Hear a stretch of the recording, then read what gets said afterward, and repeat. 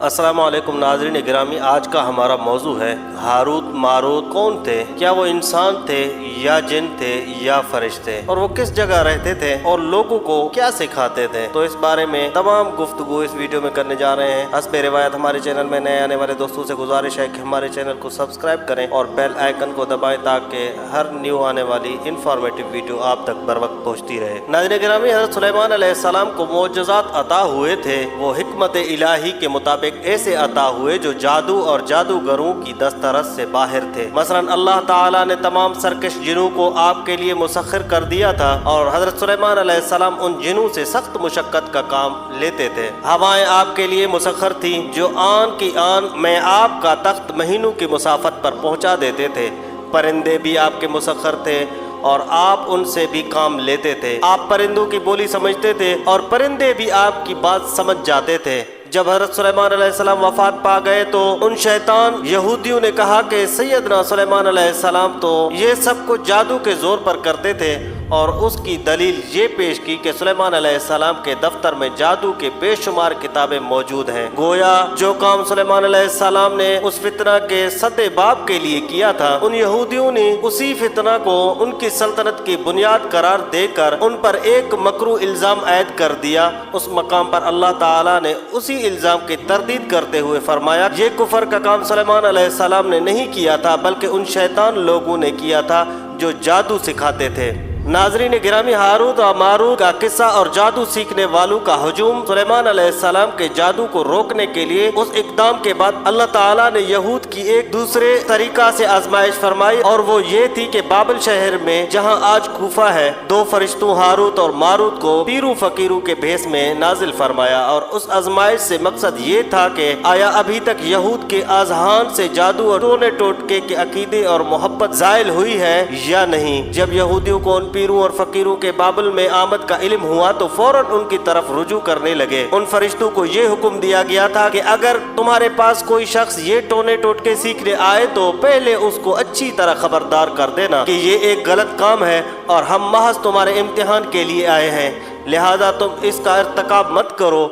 फिर भी अगर कोई सीखने पर इसरार करे तो उसे सिखा देना। चुनाचे जो लोग भी उनके पास जादू सीखने आते, फरिश्ते उसे पूरी तरह मुतनब्बिया कर देते थे, लेकिन वो उस कुफर के काम से बाज ना आते और सीखने पर इसरार करते, और ऐसे टोने टोटके सीखने वालों के उन फरिश्तों के यहाँ रश लगी रहती थी। नाज़रीन गिरामी, तफसीर अजीज़ी ने बहवाला इब्न जरीर व हाकिम और दीगर तफासीर ने हज़रत इब्न अब्बास व अली मुर्तज़ा व अब्दुल्ला इब्न मुजाहिद रज़ियल्लाहु ताला अन्हुम अजमाइन से रिवायत बयां की है कि हज़रत इदरीस अलैहिस्सलाम के ज़माने में लोग बहुत बदअमल हो गए थे और फरिश्तों ने बारगाह इलाही में अर्ज की कि इंसान बहुत बदकार है, ये तेरे खिलाफत के लायक नहीं है, इसलिए इंसान को मनसब खिलाफत से हटा दिया जाए। अल्लाह पाक का इरशाद हुआ कि इंसान में गुस्सा और शहवत है जिसकी वजह से वो ज्यादा गुनाह करता है, अगर ये चीज फरिश्तों को दे दी जाए तो वो भी गुनाहगार हो जाएंगे। फरिश्तों ने कहा, हम तो कभी भी गुनाह के करीब न जाएंगे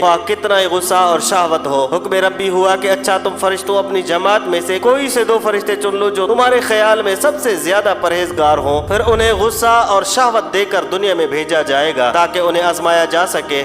चुनाचे हारूत और मारूत जो बहुत परहेजगार फरिश्ते थे मुंतखब हो गए और उन्हें गुस्सा और शहवत देकर शहर बाबिल में उतार दिया गया और कहा गया कि तुम दोनों काजी बनकर लोगों के दरमियान फैसले किया करो और शाम को इसमें आजम के जरिए वापस आसमान पर आ जाया करो। ये दोनों करीब एक माह तक उसी तरह आते जाते रहे। इस अरसे में उनके अदल और इंसाफ का चर्चा आम हो गया और बहुत से मुकदमे उनके पास आना शुरू हो गए। एक रोज मुल्क फार्स के एक हसीन और जमील औरत ज़हरा नामी ने अपने शोहर के खिलाफ मुकदमा दायर किया। ये दोनों उसे देखते ही रह गए और उस पर आशिक हो गए और उसके साथ बदअमली की ख्वाहिश की। उस औरत ने कहा कि मेरा और तुम्हारा दीन अलग अलग है और मेरा शोहर बहुत गैरतमंद है, अगर उसे पता चला तो वो मुझे कत्ल कर देगा, इसलिए अगर तुम अपनी ख्वाहिश पूरी करना चाहते हो तो पहले मेरे शोहर को कत्ल करना होगा और जिस बुत की मैं पूजा करती हूँ उसे सजदा करना होगा। उस औरत की शराइत सुनकर दोनों ने इनकार कर दिया।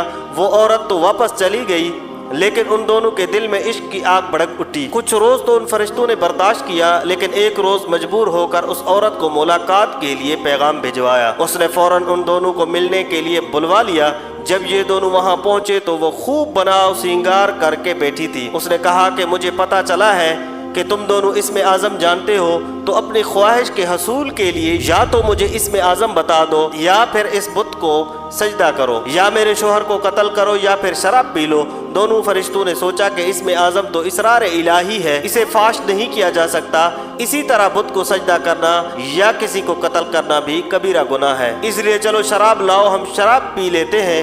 جب وہ دونوں شراب پی کر مست ہو گئے تو اس عورت نے ان دونوں سے بت کو سجدہ بھی کروایا، اپنے شوہر کو قتل بھی کروا لیا، اور اسم اعظم معلوم کر کے صورت بدل کر آسمان پر جا پہنچی، اور حق تعالیٰ نے اس کی روح کو زہرہ ستارے سے متصل کر دیا۔ دوسری جانب جب ہاروت اور ماروت کو ہوش آیا تو وہ اسم اعظم بھول چکے تھے اور اپنے کیے پر نادم اور شرمندہ تھے۔ حق تعالیٰ نے فرشتوں سے کہا کہ انسان میری تجلی سے دور رہتا ہے، لیکن یہ دونوں تو ہر شام حاضر بارگاہ ہوتے تھے، پھر بھی شہوت سے مغلوب ہو کر گناہ کر بیٹھے۔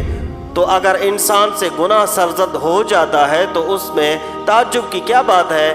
یہ سن کر تمام فرشتوں نے اپنے خطا کا اقرار کیا اور انسانوں پر لعن طعن کرنے کے بجائے ان کے لیے مغفرت کی دعا کرنے لگے۔ اس کے بعد ہاروت اور ماروت حضرت ادریس علیہ السلام کی خدمت میں پیش ہوئے اور اللہ تعالیٰ کے حضور معافی کی درخواست کی۔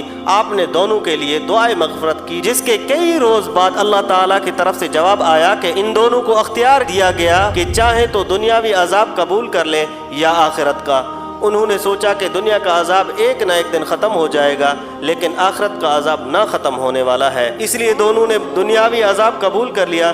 چنانچہ حق تعالیٰ نے حکم دیا کہ ان دونوں کو لوہے کی زنجیروں میں جکڑ کر بابل کے کنویں میں اوندا لٹکا دیا جائے۔